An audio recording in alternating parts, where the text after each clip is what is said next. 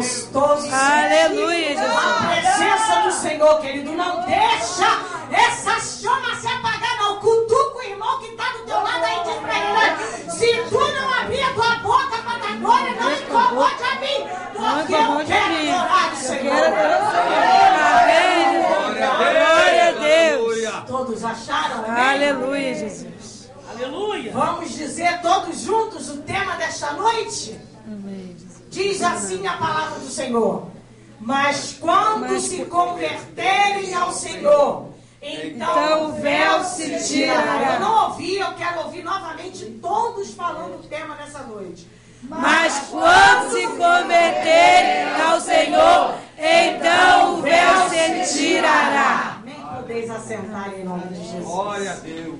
Glória a Deus. Confesso para os irmãos que quando a missionária Miriam passou esse tema para mim, eu falei para o meu esposo, eu até comentei com aquela missionária ali, eu falei para ela: varou, essa semana a missionária Miriam me ligou uns dias, passou o tema para mim, eu cheguei para o meu esposo e falei para ele, porque ele também, pela misericórdia de Deus, também é pregador da palavra, e a gente sempre compartilha junto as nossas mensagens. Eu falei para ele: olha o tema da mensagem lá da igreja da pastora Fátima. Eu falei: ai, Jesus, Senhor realmente quer falar ao seu povo nesta noite, amém? Amém, Jesus. E eu tenho certeza, se você der liberdade, o Espírito Santo de Deus, se você abrir o teu coração nessa noite e deixar que Deus venha falar contigo, eu tenho certeza, querido, que hoje Deus, Ele quer tratar da tua vida, Ele quer tratar da tua alma, Deus quer tratar do teu sentimento da noite.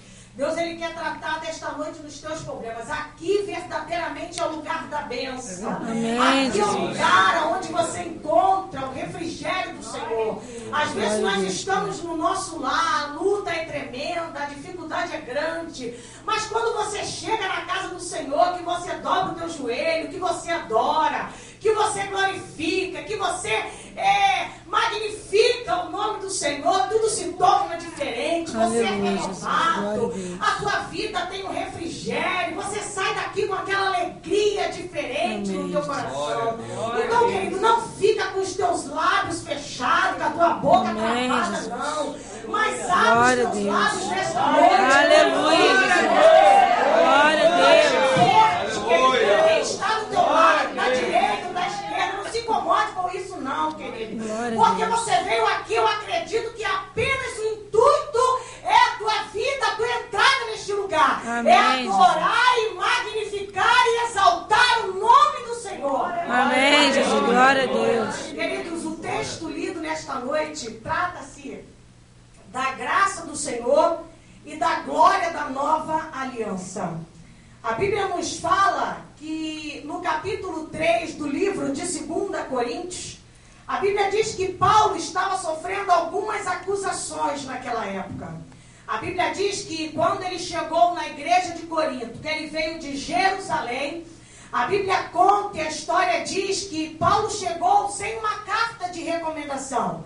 E a Bíblia diz que os judeus de Corinto agora estavam acusando Paulo, caluniando Paulo, porque Paulo tinha chegado na igreja de Corinto sem uma carta de recomendação. Como nos dias de hoje, quando você se transfere de uma igreja para outra, muitos pastores, muitos ministros do Senhor, muitas igrejas às vezes têm uma norma, têm uma hierarquia. Algumas igrejas até recebem por aclamação, mas existem algumas igrejas que quando você chega lá, é necessário que você apresente uma carta de recomendação do seu pastor e da sua pastora. Mas com Paulo foi diferente, porque Paulo, no seu antepassado, ele era um homem cruel, ele era um homem que matava os crentes, ele não podia ouvir falar de um cristão, ele era um homem que tinha um coração realmente ruim, ele tinha um intento mal no seu coração antes dele ser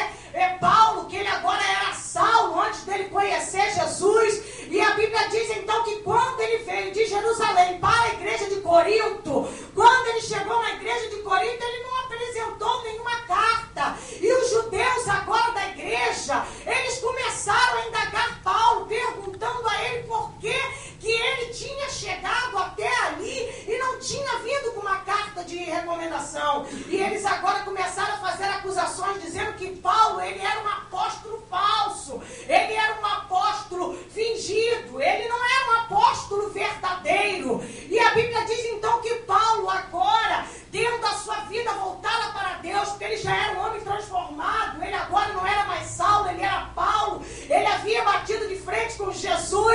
Jesus agora havia transformado a vida de Paulo no homem de Deus.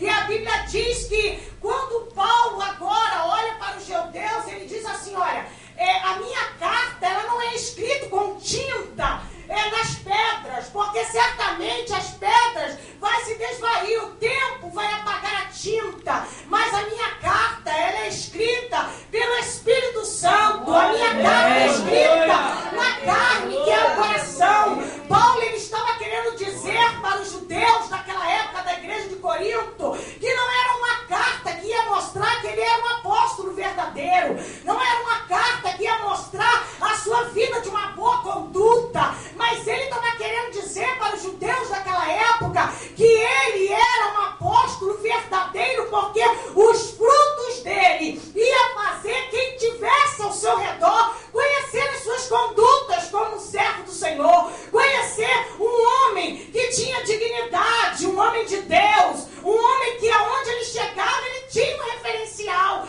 Paulo agora estava querendo falar isso para os judeus.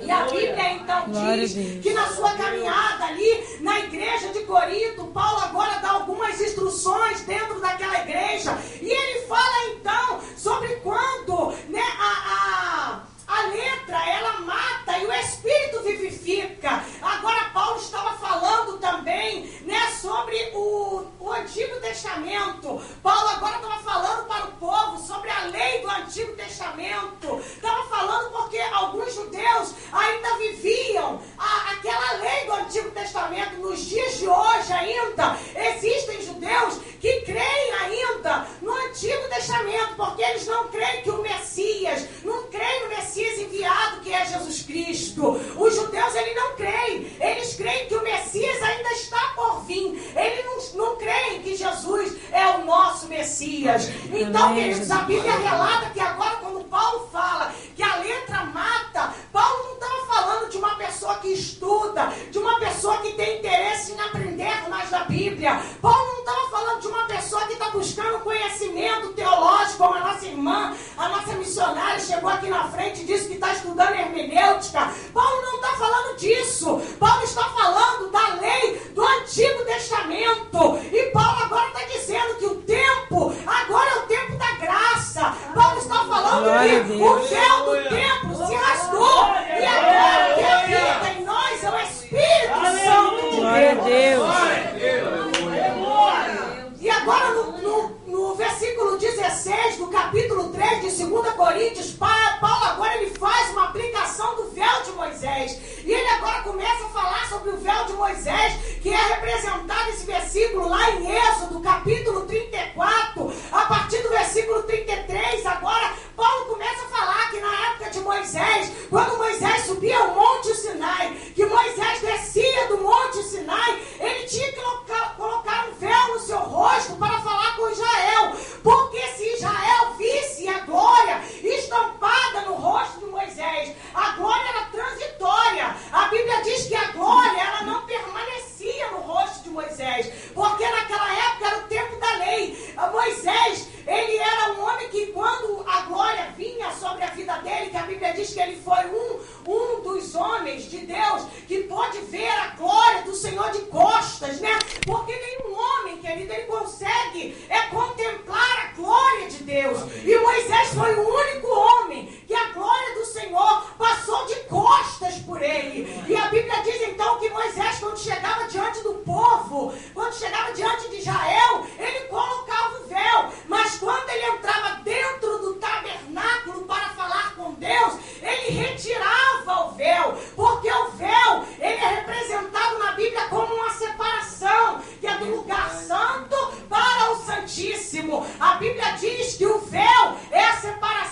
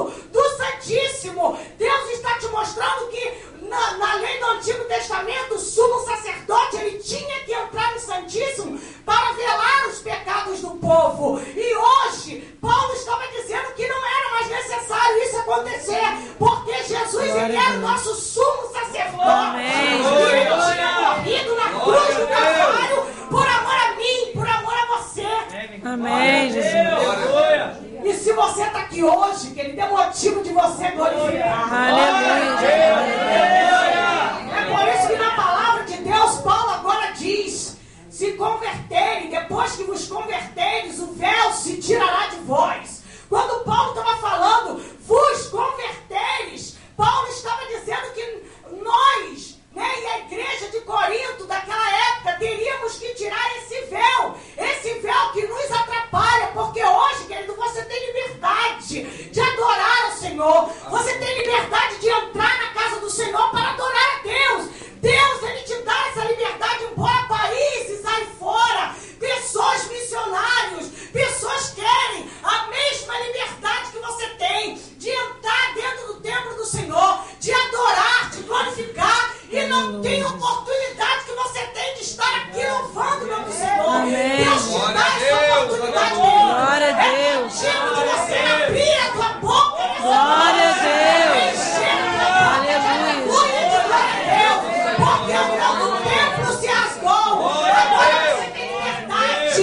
Quem tem glória da glória, Deus. Glória a Aleluia. Porque o Espírito Santo de Deus está aqui.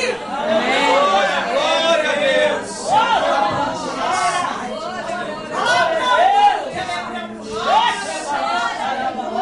Aleluia, Jesus. Glória a Deus. Porque muitas das vezes, querido, os nossos afazeres do dia a dia, os nossos problemas, as nossas dificuldades, tantas coisas nos atrapalham de adorar a Deus. Muitas das vezes você entra dentro da casa do Senhor, dobra o teu joelho, pensando na conta de luz que você tem que pagar, pensando no aluguel que você tem que pagar, pensando no teu filho que está nas drogas, pensando no teu marido que está com amante. Mas o véu do templo se rasgou. Glória o sumo a Deus. sacerdote está aqui presente no Aleluia. meio de nós. E você tem liberdade para adorar. Glória a Deus. Tem liberdade para glorificar essa Aleluia, noite Jesus. o nome do Senhor. Glória a Deus. Glória a Deus. Amém, Jesus. Aleluia. Glória a Deus. Quando você entra na casa do Senhor, que tu fica com a tua boca fechada, querido, com a tua boca amordaçada, parece que tu saiu de casa desanimado, entristecido, cabisbaixo, mas aqui é motivo de você glorificar. Aleluia, Jesus. Vieram aqui à minha frente, cada uma representando o seu véu que foi retirado, como Ana, Ruth e outras mais, Maria. Cada um deu aqui a sua apresentação. Essa, na verdade, foram mulheres que realmente retiraram esse véu, porque foram mulheres que venceram as barreiras, querido. Amém. Foram mulheres que não olharam para as circunstâncias, foram mulheres que não olharam para as dificuldades, foram mulheres que não olharam para o problema, mas ainda desanimados, ainda se arrastando, ainda entristecido, ainda cabisbaixo, como Ana estava, tendo até pelo sacerdote ali sendo uma mulher atribulada de espírito. Ainda assim, elas sabiam, ainda que naquela época, se o Senhor quisesse, poderia liberar a vitória para a sua vida. Aleluia, Jesus. Glória a Deus. Aleluia. Glória a Deus. Oh, aleluia, Você tem Jesus. liberdade de dizer para ele, Glória a hoje Deus. você não precisa mais de um sumo sacerdote que entre dentro do templo para sacrificar os seus pecados. Você tem liberdade para dizer: Jesus, me perdoa. Aleluia, Jesus, olha, Jesus. eu pequei, eu errei, mas eu estou aqui com meu coração arrependido.